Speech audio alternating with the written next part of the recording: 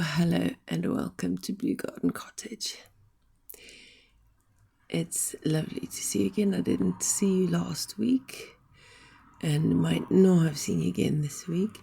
The week before I posted a video because that was the week we had our positive COVID test results. Excuse me, and if you remember, I very, very naively thought that we were going to be able to carry on with things in between feeling yuck. Yeah, right. It didn't work out that way. So, to cut a long story short, all three of us got very horribly ill.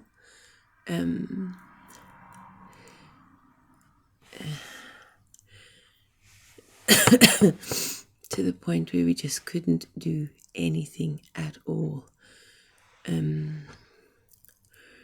It's hard to explain. Don't want to bore you. I hated it. It's awful. And we got ill in a way that I thought only people with underlying conditions get ill. And once I went to hospital because I was concerned about my breathing, because I couldn't breathe because of there was a huge pressure in my solar plexus and I couldn't breathe properly. So they checked that out, said, no, looks like you've got hiatus hernia. You have to get the doctor to investigate that. After they put me on a drip just because I was dehydrated, came home. And next thing, hubby has to go off to hospital because his breathing was really, really bad and tight on his chest. Turned out he got pneumonia as well, and potassium shortage. Didn't give him any medication for it or anything. Sent him home. And then by the Monday, it was ridiculous. I had to go back in again because of the breathing and just because I was so very ill. But turned out I also had potassium and phosphate shortage and residual COVID on my lungs, because even though in out of isolation, the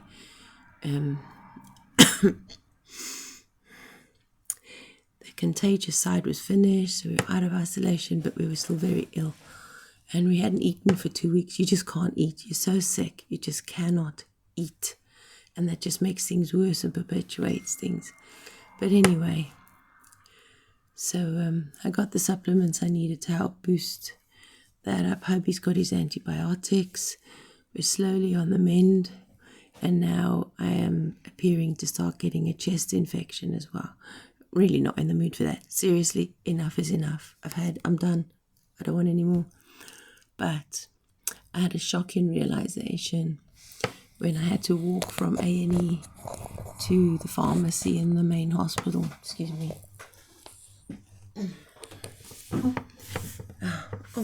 Oh, that didn't make much difference to the light.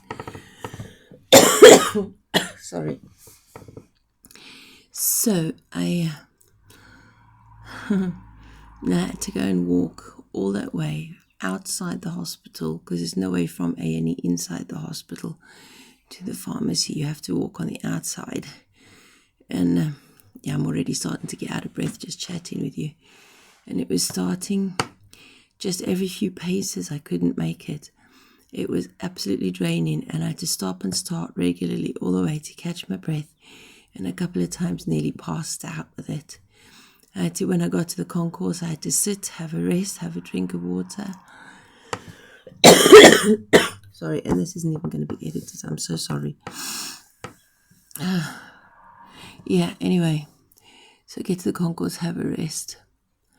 And I said that COVID messes with your intelligence, let alone your memory. It's true. Because I decided to make my way up from the concourse. You got to go up a flight of stairs to the main corridor that leads you up to the end. It's a hospital. Everybody knows what a hospital's like. They're almost all the same. So I had to stop a couple of times going up those stairs. Top of the stairs, there's some chairs. I sat down and almost cried my heart out because I couldn't make it. And then I looked over my shoulder and spotted the lift. I didn't have to struggle up the stairs. There were lifts. Oh, I just wanted to cry. Anyway, so I made my way up the corridor, got the prescription, and then made my way back down the lift to the concourse, ordered a taxi home. So that was an eye-opener. It shocked me that somebody without any underlying health conditions could struggle like that. And COVID infection was supposed to be over. The isolation was supposed to be over, so we were supposed to be on the mend. So we've got a long stretch of recovery, hubby and myself. Our son is pretty much almost there. He's practically well enough again. Excuse me. That's horrible. Water. You dry out as if you're in a desert. So, but what that means, as far as Blue Garden Cottage is concerned, all plans have gone out the window for a little while. And unless COVID disappears and we're allowed to have help, nothing's going to get done in the garden, because there's no way we're going to be able to shift tons of soil, bags, 100 bags of compost to fill those beds that we've just made. Nobody's going to have to be able to help us with that because we can't do it. I'm going to need help painting the fences. I probably could just take a chair and do that very slowly, painting the fence in the front garden. There's not going to be much physical going on. We made those plans for the bookshelves. That's not going to happen. Hubby made me that loom. I'll show you next time the loom he made me. That was on the day that he took ill himself. Hang on. He made me that loom, not been able to use it. But I'll show you that eventually. But it just means that things are going to be a little bit boring around here. I hope it won't. I'll, no matter what we do, I'll try and keep up with something. I'll find, as always, it's a make, do, and mend thing, isn't it? Making do.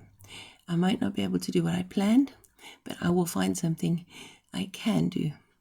And I'll share that with you as we do it. And that's about the gist of it. I'm about done talking now. So, I hope none of you ever go through this. I hope none of you have. I count ourselves extremely fortunate that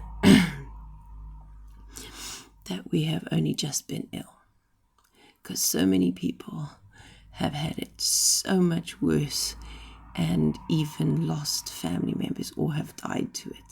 So I count ourselves very, very fortunate. Could always be worse. Sorry.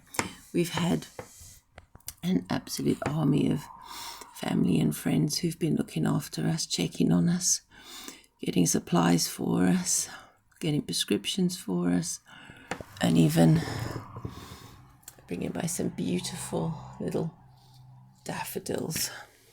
And they are daffodils, even though they're tiny. It's just a very small variety. Narcissus is a much smaller plant. And very Welsh. It's lovely.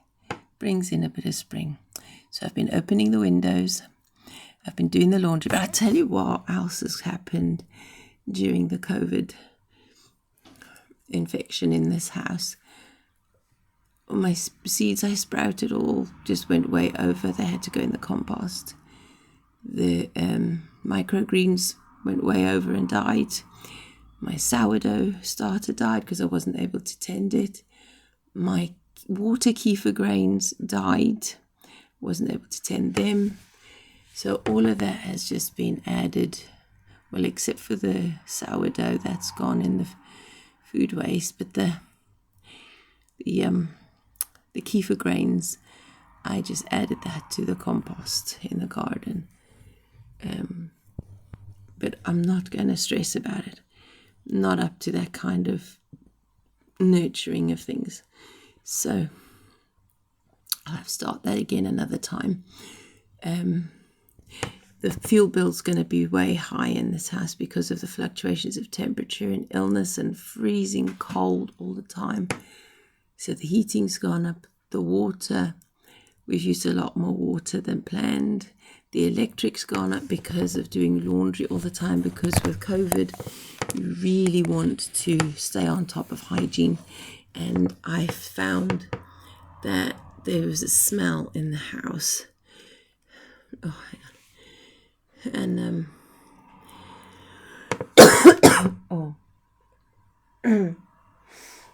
And it's in the curtains, it's in the carpets, it's in the furniture, it was in the bedding and the clothing. Absolutely, even the clean clothing, there's a certain smell. And so I've been trying to keep up with the washing. So the laundry's been done quite a lot. So the electric and the tumble drying, because it was it's been non-stop rain right the way through until today. It's a bit dry today, so I'll be able to wash one or two of the blankets and hang it on the line just to dry enough to be able to put it in the tumble dryer. So yeah, I'm glad of today and tomorrow promising to be dry days so that I can get the two biggest blankets washed and hung outside.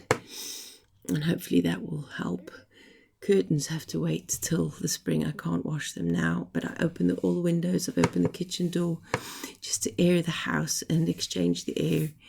And that's part of keeping healthy atmosphere in the house anyways. What we used to do in the old days. Open the curtains, open the windows, fluff everything out. It just still makes good sense. So yeah, a few eco efforts have gone out the window. It's just one of those things, and I'm just going to take it slowly. I'm not beating myself up. I would normally be fighting and forcing myself to do stuff, but that actually just makes things worse. So I'm just going with it. I can't do a great deal, but what I can do, I will. I'm not giving up, but I'm going to be kind to myself and allow myself actually to get better. Otherwise, it would just take longer to get better, and I don't have patience for illness. I think I've kept nattering for long enough now. So I sincerely hope none of you ever get this illness. If you have, I empathize to a degree. Not everybody experiences the same, and you might have experienced stuff I haven't. So yeah, okay, sympathize. I hope you never get it. Please be safe. Stay careful. Stay well enough for me to be able to keep chatting with you. And I shall, I'll see you all next week. Come, whatever the weather, whatever the circumstances, I'll see you next week one way or another. And hopefully have something more to share with you. For now, you guys take care and chat soon. Bye-bye.